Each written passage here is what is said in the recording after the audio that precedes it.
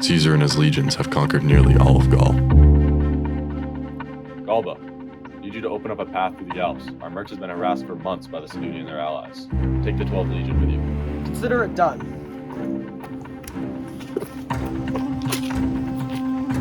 Caesar orders food to be delivered to Galba. However, trouble is on the horizon for Galba and his men. General! The Sidoni and their allies have seized the heights around our camp. Where are my 2 missing cohorts? They're still out securing the food supply, General. Now, never before seen interview footage of the general himself. Galba, what was going through your mind as you saw the Gauls beginning to surround the camp? Not gonna lie, I was having some doubts. Down 2 cohorts, I knew it was gonna be a tough day. Also, our fortifications weren't fully finished and our food supply wasn't secured yet. However, I knew our guys always have a fighting chance. And Galba, you didn't even know why you were being attacked. Recently, the Sidoni leader revealed what was going on through his head that day. General, take a look at this. The Romans, they had been a big threat all around Gaul. The Helvetii had fallen, the Belgae had fallen, they've took our children. We were next if we didn't fight back. And Galba, now that you know this, what do you have to say? We knew the risks when entering the Alps, but we weren't entirely ready for battle. So in that moment, when we saw the Gauls, I had to quickly make the decision of whether to abandon the baggage and run or just stay and defend the camp. And I determined the best plan was to stay put. When the signal was given, the Gauls threw themselves onto the unfinished ramparts. They came in wave after wave. As the battle carried on, things just got worse for the Romans. The enemy began filling up the trench and approaching the camp. So at this point, Galba, you must have been fearing defeat to some extent. No. Defeat never even crossed my mind, not even once. At this point, I was trying to formulate the best plan, and that's when I saw Baculus and Volusenus running to me saying, we have to leave. And in that moment, I just told all the soldiers, grab what they could and just go. Romans rushed out of the camp into the oncoming Gauls. The enemies, caught off guard by the sudden attack, found themselves surrounded by the Romans. It was not long after we had killed probably thousands of them. Those who were still alive, they picked up their weapons and just bolted. And that's when we kind of knew that we had won. Great. General Galba, thank you for your time today. Thank you. In Italy, Caesar had taken his mind off of Gaul temporarily. Gentlemen, I believe it's necessary for me to take a trip to Illyricum in Greece. Make preparations. We will leave tomorrow morning. General, I have a letter from Crassus. Let me see. General, I am writing to inform you that the Venetii have resumed hostilities against the Roman people. Not long ago, I sent Roman officers to Venetia seeking grain, but instead of fulfilling our request, they detained our officers. I suspect they did this on the premise of trading hostages since we hold many of theirs. Please send aid immediately, as I believe we are only inching closer to full-on conflict with the Venetii. This is bad. The Venetii are extremely skilled at seafaring due to their high expertise of nautical affairs, and they have numerous ships. Suspect it will be tough to suppress them if they choose to rebel. Caesar, should we go to Gaul now instead of Illyricum? Yes, officer. Tell Crassus to quickly build warships and acquire rowers, sailors, and pilots from within Gaul. Tell him that I will be there to assist as soon as possible.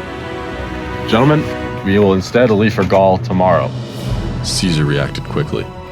Knowing the Gauls were itching for rebellion, he moved to crush the Venetii before rebellion spread to the rest of Gaul.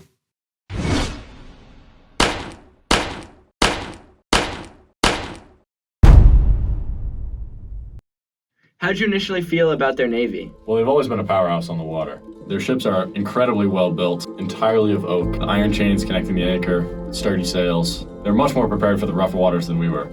However, we can always adapt. We always find a way.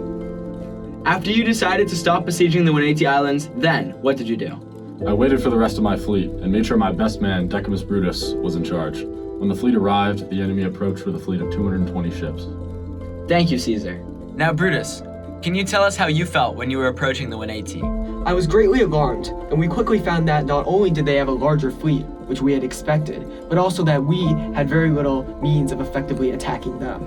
Were you unable to attack them because you were outnumbered, or was it something else? No. You see, the ships of the Venetii have much higher decks than the triremes of the Romans do.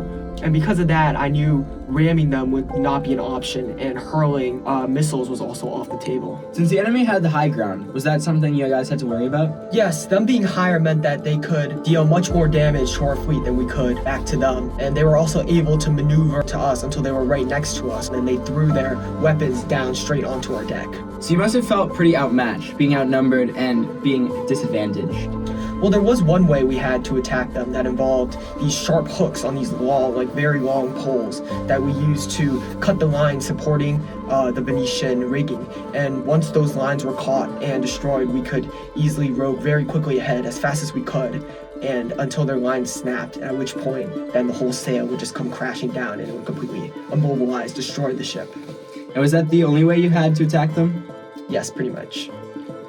And Caesar, where were you this whole time? I'd stationed my army on top of the hills on the coast to observe the naval battle. My plan was to see how the naval battle went, then see about a land attack. So, what did you see looking down from there? Well, we witnessed our ships throwing the grappling hooks on the masts of the 1ET ships, just as the plan was. And we saw Brutus doing a fantastic job and surrounding the ships that had been destroyed with 2 or 3 of our smaller vessels and just sending out men to fight directly on the decks of their ships. We didn't really expect it to work out so well, but after a while, we could tell that 1ET were becoming more and more dismayed as one by one of their ships went down. Soon, we saw they were trying to pull away to retreat, but then, by some stroke of good luck, the wind disappeared. And that's when they were defeated? Yeah, when the wind was gone, they had no means of escaping. Brutus was at last able to wipe them out. After this decisive victory, you do something that you normally don't do. Can you go more into detail about that? Of course, as you know, I always try to treat captives with respect, as we want to maintain their friendship in the future. However, we had to make an example of them this time. We had to send the message that Roman envoys cannot be messed with, and if they are, it will mean war. I had their senators executed and their men sold into slavery. Sabinus reached the territory of the Unelli. Eurytoix, the chief of the tribe, had raised an army with the Aulerci, Euboroices, and the Lexoi. Sabinus, Eurytoix has just sent his men towards us.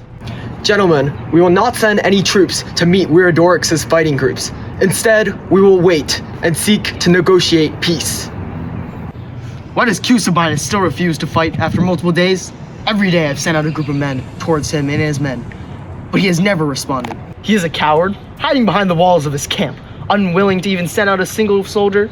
He's a true disgrace to the name of the Romans. Soon we will send forth a full attack, one that his defenses will not be able to handle. Why is Sabinus holding back our men? We cannot win a battle by doing nothing. The only explanation for his delay tactics is incompetence and a severe lack of valor. But we cannot win anything with a coward as our leader. At this rate, Eurytoix will soon be upon us and will be captured, made slaves, carted off to who knows where, and held indefinitely away from home, tending to their fields. What a disgrace Sabinus is. We need Caesar. That's who we really need. But Sabinus was not a disgrace or a coward. He had already devised a plan, fully based on the assumption that everybody would doubt him. Eurytoix had no way of knowing, but he had already walked straight into Sabinus' trap. Sabinus knew he had to get information. He recruited a Gaul allied with the Romans to enter the enemy camp, pretending to be a deserter. After entering the camp, the man was confronted by the Winelli officers and brought to Eurytoix. Who is this man? Why is he here? We found him at the entrance to the camp. He says he's from the Roman side, a deserter. General, as you know, Caesar is not here in your land to fight your men. He is down by the coast, busy fighting the 180. However, Caesar and Sabinus have been in constant contact. Gentlemen, make the necessary preparations. Tomorrow we will attack and finally defeat the bravest of the brave, the Romans. Soldiers, get into your legions and get into formation. Soldiers, raise your swords and prepare for battle. Ready? Charge!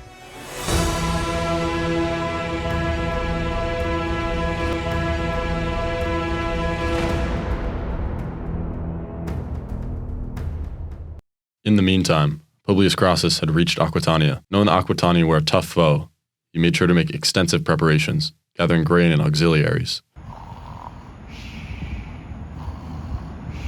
Crassus, come quick. The enemy have renewed their attacks.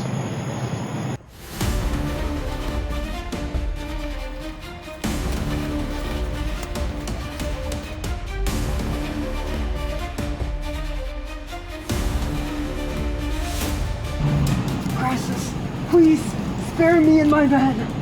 Adiutunus, I accept your surrender. Gentlemen, it is now time for us to set off to the territories of the Wokates and Tarusates. While Crassus was traveling, the Wokates and the Tarusates were diligently preparing for his arrival and the oncoming battle. It would prove to be an extremely tough force to beat, as they are well versed in the Roman combat tactics. Gentlemen, I expect to find us outnumbered at this battle, but that shall not affect our valor. The front of the Achaeans heard noises from behind. Crassus realized the strategy of the enemies, to wait them out, just as they had done to the Belgae at the Axo. Crassus, I've come to report that the Gallic encampment, which houses 50,000 of their men, is right over that way. It's heavily fortified, but the back is open. Good.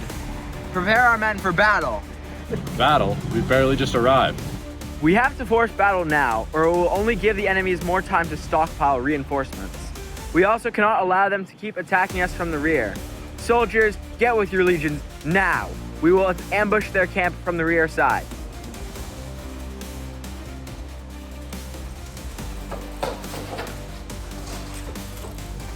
Chase the deserters!